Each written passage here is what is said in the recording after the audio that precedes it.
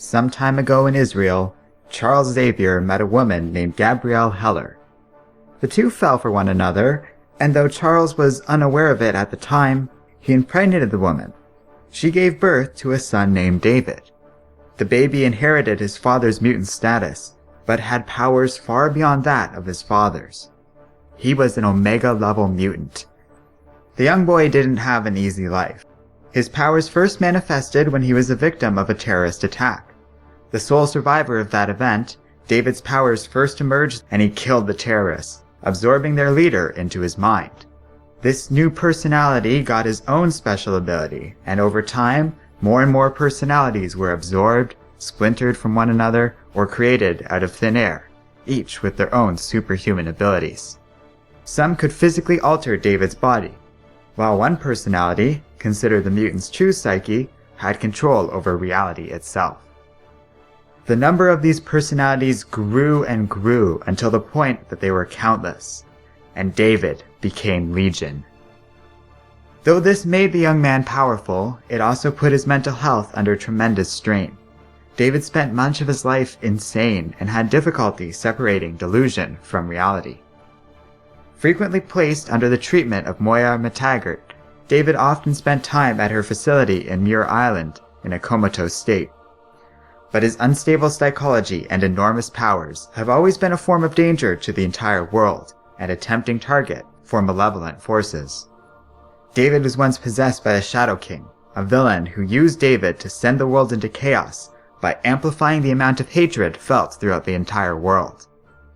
Under the influence of this being, David killed the mutant Destiny, before he was ultimately stopped by being put back into a coma.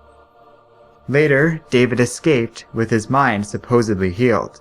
He traveled back in time, now armed with a purpose: to kill Magneto and help his father realize his dream of peace with the human race. However, this well-intentioned but misguided plan backfired, and David accidentally killed his own father before he was even born, erasing himself from existence and rewriting reality entirely. David inadvertently created the Age of Apocalypse, an act that was only undone thanks to the efforts of a time-traveling mutant named Bishop. This wouldn't be the last time that David used his powers to affect reality. Years later, he was brought to a mutant sanctuary called Utopia. Under the care of his father and a man named Dr. Nemesis, David created a new personality to protect the others, and warped all of reality into a world known as the Age of X. Legion was eventually convinced to return reality back to normal, and David was given a special wristband to protect his own mind from his other personalities, yet allowing him free access to their powers. During the war between Avengers and X-Men, David had an internal crisis, and after his father was tragically killed, he decided to follow in the footsteps of Charles and swore to make this world a better place. After all his mistakes and struggles, after all the pain he had inflicted on others, he was determined to make a difference. Yet this proved to be difficult. His own personalities continued to be a problem as they began to manifest themselves as corporeal separate entities. And he came into conflict with some of the X-Men after disagreeing with their tactics.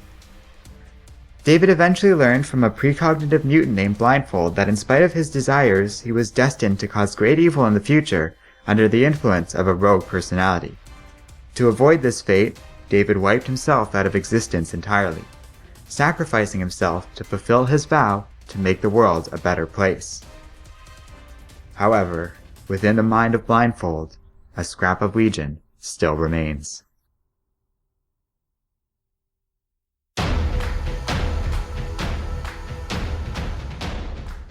Hello and welcome to Comic Island. My name is Arden, and this is Understanding Legion.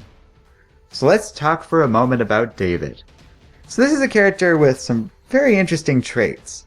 The multiple personalities lead to a complex and unpredictable character, and with a wide range of powers, he can pretty much do anything. It's different seeing a mutant with a very specific, albeit unrealistic, mental health disorder, and one that's fairly crippling to boot. There's something compelling about that. He's an enemy of the X-Men, but one that gains sympathy more than hatred. He's a victim in all of this as much as anyone else, and there's something very tragic about all of that. Many of the stories Legion is in can be quite good. I liked Age of Apocalypse and Age of X, of which both stories pretty much rely on David as a major catalyst for the entire plot. While X-Men Legacy is a very cool series that puts Legion front and center and really digs into him. They're all fairly interesting stories, although I'm not going to pretend Legion has ever been my favorite character.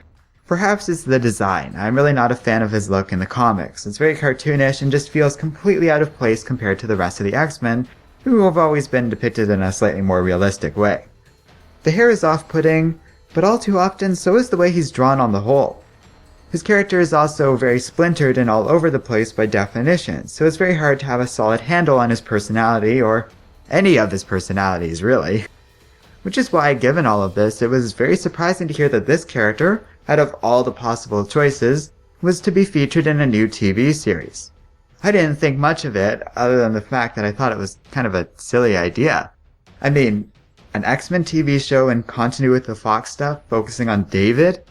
That didn't sound promising at all, until I actually sat down and saw the pilot. And boy, does that change everything. If you haven't seen it yet, you should definitely check it out. I love how it's shot and produced. Noah Hawley of Fargo fame is the showrunner of this series, and he does a great job. While the series on the whole is doing something very interesting with mental health. It might seem strange for a character like this, who, if we're being real, is a complete work of pop psychology and fantasy. While I don't want to get into that too much here, it's safe to say it's a hot-button issue with psychologists and just people in general. Legion doesn't really do the whole issue any favors, but anyone with half a brain should be able to look at this character and know it isn't exactly tethered to reality. So I don't really consider David all that bad. If anything, I think the show and the comics do something good with him. When we compare how the mentally ill were depicted in comics before Chris Claremont created Legion, you can see a stark difference. Legion isn't a malevolent villain, nor is he exactly innocent and without flaws. He's a person. A seriously ill person, for sure, but still a person, with all the neutrality associated with that statement. And that makes him a character and compelling, but also sympathetic, and you can kind of understand where he's coming from. A lot of the cast of Legion actually has that trait, which is part of the reason I really enjoyed the pilot and why I think it's such a good sign of what we're going to get out of this show. It's great so far, a very convincing argument that David isn't a terrible character, and even shows us that he has a lot to offer. I definitely recommend you watch the new Legion series if you haven't yet, because it's great, and you should check out those comics I mentioned if you'd like to learn more about the character, because Legion Quest, Age of X, and X-Men Legacy are pretty much worth it too. I'm going to post some more thoughts on the new TV show on my Patreon page if you'd like to see my full review of the pilot. I'll make that review public, so check that out if you'd like to hear more of what I thought of it. Otherwise, thanks for watching this video, let me know what you think in the comments section, and don't forget to like, subscribe, and keep reading comics.